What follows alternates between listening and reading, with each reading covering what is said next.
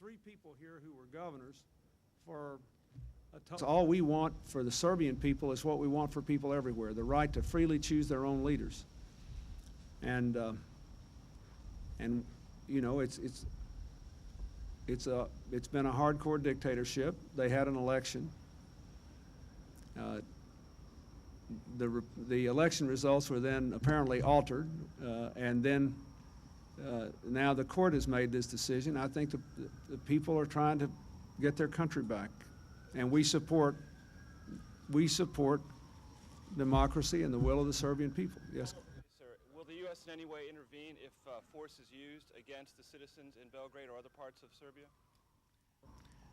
Well, I don't believe that it's an appropriate case for military intervention, and I don't believe that the United States should say or do anything which would only strengthen Mr. Milosevic's hand. The people of Serbia have made their opinion clear. They did it when they voted peacefully and quietly, and now they're doing it in the streets because people tried to there's been an attempt to rob them of their vote.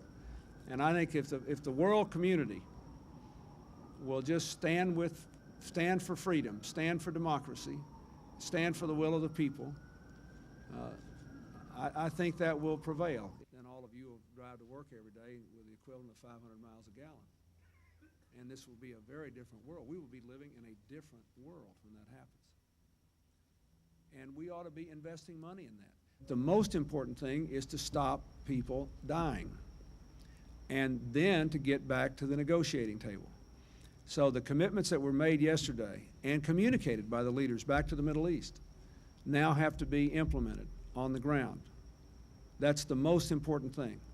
There'll be ample time for reassessments, there'll be ample time for evaluation, but the most important thing is to stop the killing and the dying and the violence. Now, according to the report, 25 of our biggest against the citizens in Belgrade or other parts of Serbia?